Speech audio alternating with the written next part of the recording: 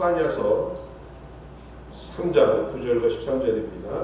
스바냐 1308면입니다. 1308면인데요. 구약성경 스바냐서 3장 9절로 10절 제가 읽겠습니다.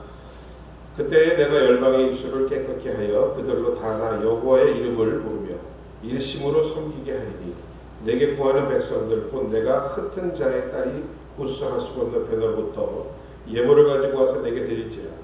그날에 내가 내게 범죄한 모든 행위를 인하여 수치를 당하지 아니할 것은 그때에 내가 너희 중에서 교만하여 자랑하는 자를 제하여 너로 나의 성산에서 다시는 교만하지 않게 할 것입니다. 내가 곤고하고 가난한 백성을 너희 중에 남겨두리니 그들이 여호와의 이름을 의탁하여 보호를 받을지라. 이스라엘의 남은 자는 악을 행치 아니하며 거짓을 말하지 아니하며 입에 괴유한 혀가 없으며 먹으며 누구나 놀라게 할 자가 없으리라. 아멘. 오늘 맥주감사주일 성찬주일을 맞이해서 스바냐서 3장을 본문으로 하나님의 보호하심이라는 제목으로 함께 은혜 받기를 원합니다. 우리 신고사님도 갑자기 가운 안 입으셔서 깜짝 놀라서 그러니까 저도 왜 이걸 안 입고 양복을 입고 올라와가지고 깜짝 놀라서 지금 갈아입었습니다. 오늘도 주에 대해 나오신 여러분 모두에게 하늘의 위로와 평강이 넘쳐나시기를 축원합니다. 상처와 상한 마음을 갖고 오셨다면 말씀을 듣고 다 위로함 받으시기 바랍니다. 병마와 싸우는 중이라면 치료의 하나님을 만나는 귀한 시간 되시기를 바랍니다. 세월을 유수와 같다라고 하죠. 흐르는 물. 그리고 쏜 화살 같다라고 성경은 얘기합니다. 쏜 화살이 뭐죠? 이미 내 시위에서 손을 떠난 화살이라는 얘기죠. 동방의 의인 욥은 욥기에서 이와 같은 말을 한 적이 있습니다. 나의 날이 경주자보다 빨리 사라져버리니 복을 볼 수가 없구나. 자, 올해도 시작한 지가 엊그제 같은데 벌써 7월입니다. 참 세월 빨리 갑니다. 절반이 지나고 이제 하반기가 시작되었습니다. 오늘 예배에 참석한 여러분 모두에게 이 시간 말씀을 통해서 골짜기에 많은 뼈들이 살아나듯이 여러분의 심령이 살아나는 역사가 임하시기를 주의 이름으로 다시 한번 축원드립니다. 자, 오늘은 맥주 감사 주일입니다. 우리 현대 교회는 네 가지의 큰 절기를 지키죠. 그중 하나가 우리 잘 아시는 4월달에 있는 부활절, 그리고 오늘 맥주 감사절, 그리고 추수감사절, 그리고 12월 달에 있는 성탄절이 대표적인 절기입니다. 이 중 부활절과 성탄절은 우리 주님의 구속의 은혜를 기억하는 절기이고, 맥주감사주일과 추수감사절은 우리 생활과 관련하여 삶과 관련하여 받은 바 은혜를 감사하면서 지키는 절기입니다. 3년 동안 코로나19 바이러스 때문에 참 삶이 어렵고 힘들었습니다. 그러함에도 지금까지 우리를 지키신 하나님의 보호하심과 은혜를 다시 한번 이 시간 감사하시는, 진실로 감사하시는 여러분 되시기를 바랍니다. 맥주감사절이 어떤 절기인가에 대해서 우리가 성경을 기본으로 해서 한번 자세히 알아보기를 원합니다. 맥주감사절은 우리가 이제 새해를 맞아 봄에 파종을 하고 농사를 지어서 얻은 첫 열매, 처음 열매를 드리는 절기입니다.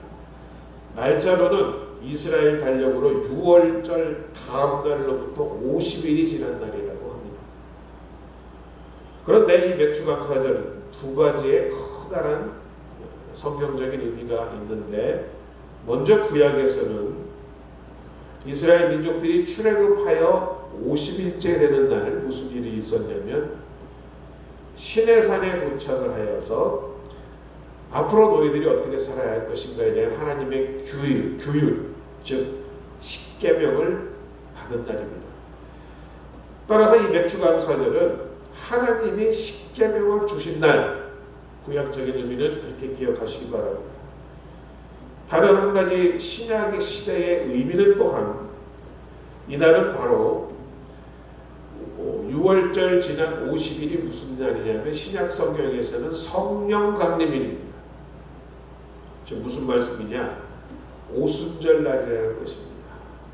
예수께서 부활승천하신 후에 제자들에게 말씀하신 대로 120명의 문도들이 성령을 기다리며 마가다락방에서 기도할 때 불의 혀 같은 성령의 충만함을 받은 날입니다.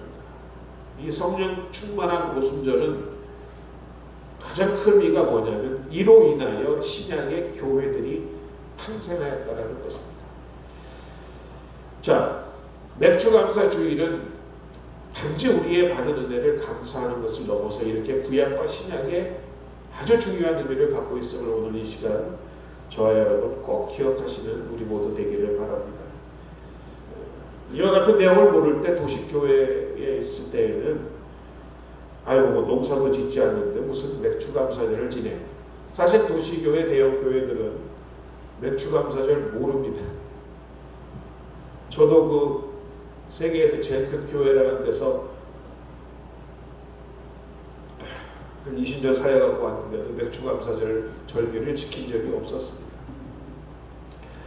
그러나 오늘 지금 말씀드린 것과 같이 구약적으로 또 신약적으로 성경적 의미의 맥주감사 주일을 우리가 안다는 것, 즉 하나님께서 십계명을 주신 날이고 성령 강림으로 교회가 탄생한 날이라는 것을 깨달으면 도시교회건 농촌교회건 반드시 지켜야 하는 절기입니다.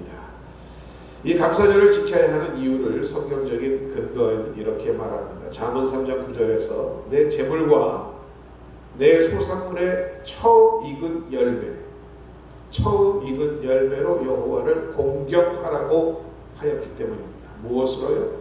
처음 익은 열매. 자, 첫 열매는 여러 가지 의미가 있습니다.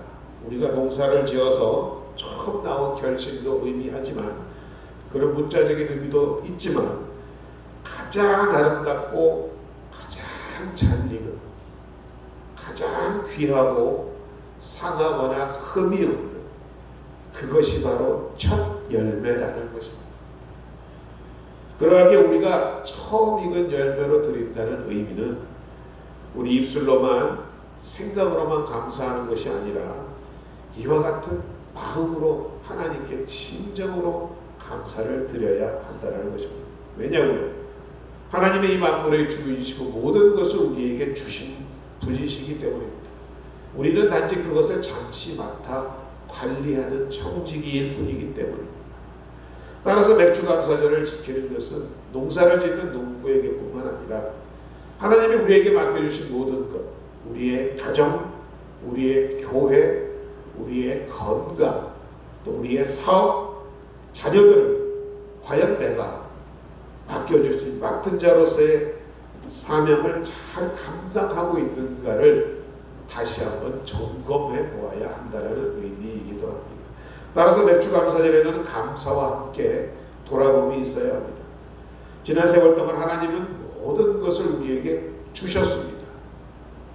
내가 얻은 것 같고 저절로 생긴 것 같지만 천만의 말씀 하나님이 주셨습니다. 과연 그것을 내가 하나님의 뜻대로 사용하고 있는지를 반드시 돌아보는 절기가 맥주감사절기의 큰 의미인 줄로 믿습니다. 시간 주셨습니다. 물질 주셨습니다. 건강 주셨습니다. 여러분 재능 주셨습니다. 자녀들 주셨습니다. 기업 주셨습니다. 올바로 사용하고 있습니까? 이것을 돌아보라는 말입니다. 7월의 맥주감사절과 11월의 추수감사절이 이와 같이 하나님의 말씀에 근거하여 우리가 맡겨진 것을 잘 관리하고 있는지를 돌아보는 절기라는 것입니다. 따라서 이 맥주감사절기에는 우리가 정말 마음으로 신령한 감사를 예배로 드림으로써 범사에 감사하는 생활이 우리를 향하신 하나님의 뜻인 것임을 다시 한번 깨닫고 우리의 삶을 하나님의 뜻에 일치하도록 하여야 하는 줄로 믿습니다. 앞서 말씀드린 것과 같이 몇 주 전에는 광야 생활을 마치기 전 이스라엘이 6월절 후 50일이 지난 후에 하나님께서 그들에게 십계명을 내려주셨다 합니다. 이것이 무슨 의미입니까? 이제는 나그네 생활, 떠돌이 생활을 청산하는 것이요 하나님의 백성으로서 거듭나는 것입니다. 광야 40년간 그리워하던 젖과 꿀이 흐르는 땅 가나안 목지에 도착하여 첫 수확을 얻게 되고 40년간 하나님이 새벽마다 내려주시며 만나를 받아와 먹고 살던 삶에서 이제는 내가 노력하여 이룬 것으로 하나님께 드리는 생활로 바뀌었다라는 커다란 의미가 있습니다. 우리가 읽은 스바냐서는 잘 읽지 않는 성경이죠. 설교 주제도 별로 많지가 않습니다. 오늘 본문 배경을 보면 이스라엘의 요시야 왕이라는 지금으로부터 약 2600년 전에 하나님께서 스바냐라는 선지자를 통해서 약속하신 말씀들입니다. 주 내용은 요시야 이전의 왕들이 하나님을 떠나고 우상을 섬기며 타락했을 때 하나님은 스바냐 선지자를 통하여서 이스라엘에게 임하는 심판을 경고하고 계셨습니다. 우리가 이제 새벽마다 이사야서를 묵상하고 있는데요. 이제 다음 주면은 이사야서도 다 마칩니다. 그런데 참 아침에는 어떻게 보면 은혜롭지 못하는 본문 같기도 합니다. 왜냐하면 전부 죽음과 절망과 심판을 말하고 있기 때문이죠. 그러나 늘 강조하지만 이사야의 말씀이 하나님은 구원이시다라는 의미와 같이 먼저 하나님은 심판과 멸망을 이야기하십니다. 그리고 그것으로 끝이 아니라 반드시 회복이 있을 것이며 구원이 있을 것을 선포하시기 위한 약속인 줄로 믿습니다. 자, 그때 우상을 제거하고 회개하여 하나님께 돌아올 사람들에 대하여 하나님의 약속한 것이 오늘 본문입니다. 13절을 보니까 이스라엘의 남은 자는 악을 행하지 아니하며 거짓을 말하지 아니하며 입에 거짓된 혀가 없는 입술이 청결한 자라고 말씀하고 있습니다. 한마디로 정직하고 진실한 사람을 하나님은 남겨두시고 그들로 하여금 돌아오게 구원하시겠다라는 말씀인 줄로 믿습니다. 하나님은 이처럼 거짓된 혀와 부정한 입술을 아주 미워하십니다. 자, 우리가 어떻게 살면서 한 번도 거짓말 안 할 수 있겠습니까? 부정을 저지르지 않을 수 있겠습니까? 입술이 깨끗한 자라고 해서 반드시 한 번도 거짓말하거나 남을 속인 자라는 의미가 아닙니다. 마치 흙탕물에서 놀다 보면 흙이 튀고 때가 묻고 땀범벅이 되지만 다시 집에 돌아와 그것을 깨끗이 씻듯이 우리가 비록 죄를 범하였다 하더라도 그때마다 하나님 앞에 돌이켜 회개하고 다시 깨끗함을 받아야 함을 의미하는 줄로 믿습니다. 우리가 정직하지 못할 수는 있어도 정직하지 못한 것을 괴로워할 줄 알아야 한다는 말씀입니다. 하나님이 가장 싫어하는 것 중에 하나가 바로 거짓입니다. 시편 101편 7절을 보면 거짓을 행하는 자는 내 집안에 거주하지 못하고 거짓말하는 자는 내 목전에 서지 못하리라. 스가랴서에서도 너희는 이웃과 더불어 진리를 말하며 너희 성문에서 진실하고 합편한 재판을 베풀고 마음에 서로 해하기를 도모하지 말며 거짓 맹세를 좋아하지 말라. 이 모든 일은 내가 미워하는 일이다 라고 분명히 말씀하고 있습니다. 스바냐 선지자의 이름은 하나님께서 숨겨주신다, 보호해 주신다라는 의미입니다. 이 스바냐 선지자의 족보를 계산해서 올라가 보니까 히스기야의 후손으로 나와 있습니다. 스바냐 선지자는 요시야 왕이 종교개혁을 하기 이전에 온갖 불의와 거짓과 악을 저지른 유대인들에 대해서 하나님의 분노와 심판을 선포한 선지자입니다. 그리고 주님의 심판날에 살아남을 참된 사람이 누구인가?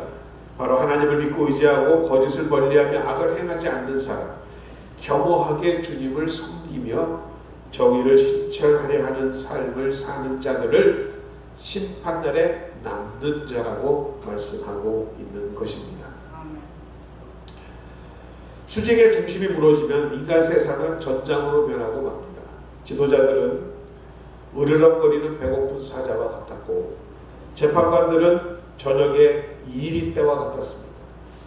예언자들은 교만했고 제사장들은 성소를 더럽혔으니 총체적으로 악이 충만한 관영한 때였습니다. 어디부터 손을 대야 할지 모를 정도로 악이 충만할 때였습니다. 온 나라가 온통 쓰레기입니다. 사방에서 악취가 풍겨나옵니다. 일말의 개선의 여지가 없어 보입니다.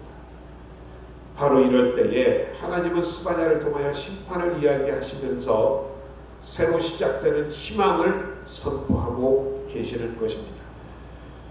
먼저 하나님은 하나님의 뜻을 거역하는 나라와 공의와 자비를 버리고 힘의 논리와 폭력으로 자기 이익을 추구하는 이들에게 분노를 쏟으실 것을 말씀하십니다. 그날은 온 땅이 불이 붙는 것 같을 거라 합니다. 악한 이들뿐만 아니라 선한 사람들도 고통을 받는다 합니다. 그 불은 파괴의 불이기도 하지만 다른 의미로는 정화, 깨끗하게 시키는 불이기도 때문입니다. 마치 용광로에 불순물을 걸러주는 것과 같습니다. 오늘 본문 12절에서 스바냐 선지자는 하나님께서 그 사랑하는 백성들을 보호하실 것을 말씀하셨습니다. 여호와의 이름을 의지하여 보호함을 받으라. 어떻게 해야 보호함을 받는다고요? 여호와의 이름을 의지할 때.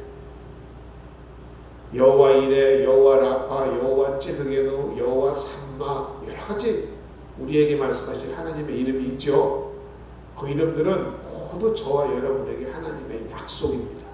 예를 들어 여호와 라파, 무슨 뜻입니까? 나는 너희를 치료하는 하나님. 지금도 치료하신다라는 말씀입니다. 여호와 우리가 하나님의 이름을 의지하여 하나님의 보호하심을 받아야 하는 이유. 여기서 하나님의 보호하심 필요 없는 사람 손 들어보세요. 우리 삶에 이러한 보호가 반드시 필요하기 때문입니다. 우리의 건강에도 문제가 있을 수 있습니다. 물질적으로 어려울 때도 있습니다. 또 여러 가지 현재의 두려움과 미래에 대한 불안감으로 마음이 흔들립니다. 우리 자녀들이 불안합니다. 건강물질, 가정, 사업, 직장, 학교 모든 곳에서 우리는 하나님의 보호하심을 떠나서는 아니 되는 줄로 믿습니다. 자, 오늘 이와 같은 하나님의 보호하심, 하나님의 이름에 의지하여 보호하심을 입는 자들에 대해서 살펴보고 말씀을 마칩니다. 먼저 하나님을 사모하고 섬기는 사람들을 하나님은 보호하십니다.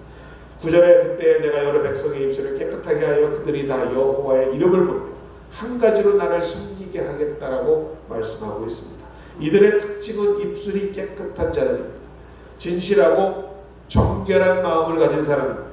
여호와의 이름을 부르며 민족과 방언을 초월하여 한 가지로 하나님을 섬기며 주께 바치는 사람들이라고 말하고 있습니다. 여러분, 이 말이 살아야 역사가 삽니다. 말이 정직해야 삶이 정직해집니다. 말이 혼탁할 때 사회가 무너집니다. 불교도 인간이 말로 짓는 죄를 구업이라고 하여서 거짓말과 허언을 일삼는 만업, 남을 비방하거나 이간질하는 악구, 달콤하고 듣기는 좋지만 상대방을 싫은 마음을 해치거나 명예를 떨어뜨리는 기업라는 말들이 조심하라고 말하고 있습니다. 역사의 회복은 바로 말의 신실함을 회복하는 일에서부터 시작하는 것입니다. 특별히 우리 믿는 사람들, 목사인 저나 우리 장로님, 권사님, 집사님들 우리 말에 진실하여야 할 줄로 믿습니다. 마음을 담지 않은 말은 아예 입 밖으로 내뱉지 마시기 바랍니다. 그것이 우리의 입술을 지키며 하나님 앞에 정결하다 인정받는 일인 줄로 믿습니다. 그러한 사람들에게 하나님의 특별한 보호하심이 분명하게 약속되어 있다라는 것입니다. 오늘 스바냐가 바로 그것을 말씀드리고 있는 것입니다. 오늘 스바냐의 그 약속과 같이 오늘 이 시간 예배드리는 여러분 모두에게도 이러한 축복이 입술의 정결함을 통하여 특별한 보호하심 속에 살아가시는 여러분 되시기를 주의 이름으로 축원합니다. 하나님이 함께 계시는 곳이 어떤 곳입니까? 불행이 없습니다. 슬픔 없습니다. 외로움 없습니다. 질병, 가난, 저주가 함부로 들어오지 못합니다. 비록 여건은 그러할지라도 우리 마음이 그렇지 않다는 것입니다. 이것이 바로 하나님이 주시는 축복이요 보호인 줄로 믿습니다. 두 번째, 하나님께 감사하는 자를 하나님은 보호하시겠다라고 말씀합니다. 자, 이 맥주감사절이 신약성경에서는 오순절 날이 되었다라고 합니다. 성령이 임하심으로 성령께서 이방인들 중에서도 하나님의 자녀를 택하여 부르십니다. 백부장 고넬료, 디모데, 자주 비단장사 루디오, 빌립보의 간수장, 로마 가이사의 집사람들, 그리고 모든 나라와 열방, 그리고 파주시에 있는 여러분을 부르신 줄로 믿습니다. 그러므로 이 거룩한 부르심을 기억하며 참되신 하나님을 거룩하고 진실하게 감사하는 마음으로 섬길 때 하나님은 그 감사하는 자들에게 보호해 주신다라고 오늘 말씀합니다. 10절을 보니 예물을 가지고 와서 내게 바치라 합니다. 이 말씀은 하나님께 진정한 감사의 제사를 드리는 것입니다. 날마다 절기 때마다 더 많은 감사를 드리시는 여러분 되시기를 주의 이름으로 축원드립니다. 하나님의 보호하심을 계속 유지하는 방법이 바로 감사하는 생활입니다. 여러분, 우리 삶 가운데 감사가 사라지면 하나님의 보호의 울타리가 무너지기 시작합니다. 우리 신앙생활하는 성도들의 모습 가운데도 감사를 잘할 때는 믿음도 여러 가지 형통한 일이 많습니다. 그러나 감사가 사라지면 불안이 다가오고 신앙이 무너지고 원망과 불평이 늘어나게 되어 있습니다. 마치 아가서 2장의 말씀과 같이 우리를 위하여 포도원을 허는 작은 여우를 잡으라. 우리 포도원에 꽃이 피었습니다. 이미 꽃이 피었으면 이제 열매를 맺을 텐데 그것을 갉아먹는 작은 여우가 있답니다. 바로 그것이 우리 마음 가운데 있는 원망과 불평이라는 것입니다. 여러분, 지금 예배드리는 여러분 가운데서는 감사하게 생겼냐고 하지 마시고 감사할 수 없을 때 감사하는 것이 바로 하나님이 원하시는 감사입니다. 저도 설교를 합니다만 참 쉽지 않은 일이죠. 어려움이 닥쳐오고 염려가 한참 쌓이는데 어떻게 감사해요? 그러니까 기도해요. 그것이 바로 믿음의 감사라는 것입니다. 의식적으로 해야 합니다. 노력해야 합니다. 하나님, 어찌어찌 해도 감사합니다. 모든 것이 합력하여 선을 이룰 줄 믿습니다. 조건이 이루어지는 감사는 믿지 않는 사람들은 더 잘합니다. 우리 믿는 사람들은 감사할 여건이 되든 안 되든 믿음의 감사를 하시는 그런 여러분들 되시기를 주의 이름으로 축원합니다. 22년 남은 후반기가 여러분 남은 인생이 놀라운 하나님의 보호하심과 축복 가운데서 충만하게 될 줄로 믿습니다.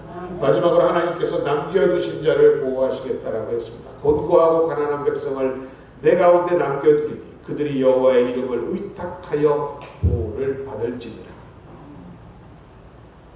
자, 곤고하고 가난한 백성들, 당시에 대표적으로 나그네 또 저와 같은 레위인들, 성직자들, 고아 과부를 곤고하고 가난한 백성으로 많은 사람들이 돌보아야 하는 대상으로 그 당시 성경은 여기고 있습니다. 이와 같은 곤고하고 가난한 백성을 남겨두는 이유, 그들을 도움으로써 돌봐줌으로써 그들을 돌봐주는 사람이 하나님의 축복을 받게 하기 위함이라는 바로 그런 의미인 줄로 믿습니다. 하나님의 보호하신 은혜는 하나님의 뜻이요 주권입니다. 더 깊은 믿음을 갖고 싶으시다면요, 모든 일에 하나님의 주권이 있음을 묵상해 보시기 바랍니다. 그러면 감사하지 않을 수가 없게 되지요. 하나님은 먼저 우리를 사랑하셔 주셨습니다. 생명을 바쳐 또 사랑해 주셨습니다. 그리고 보호하고 계십니다. 우상을 만들어 팔던 아브라함을 하나님께서 그렇게 부르셨고 사랑해 주셨고 보호하셨습니다. 들판에서 양이나 치던 목동 다윗을 하나님께서 그렇게 부르셨고 사랑하셨고 보호하셨습니다. 예수 믿는 자들을 그토록 미워하며 죽이던 사도 바울을 하나님께서 그렇게 부르셨고 사랑하셨고 보호하셨습니다. 꼼짝할 수 없는 절대적인 주권적인 역사였음을 우리는 깨달아 알고 있습니다. 이스라엘의 남은 자는 악을 행치 아니하며 거짓을 말하지 아니하며 입에 거짓된 혀가 없으며 먹고 누울지라도 그들을 두렵게 할 자가 없으리라. 하나님이 남은 자들을 보호하신다라는 은혜인 줄로 믿습니다. 우리 장로님 원사님도 기억하시겠지만 저도 잘 기억이 안 나는데 5, 60년대만 해도 그 보릿고개라는 말이 있었습니다. 보릿고개 춘궁기라고 하죠. 늦은 봄에 식량이 탁 떨어져서 보리 추수가 언제예요? 7, 8월인가요?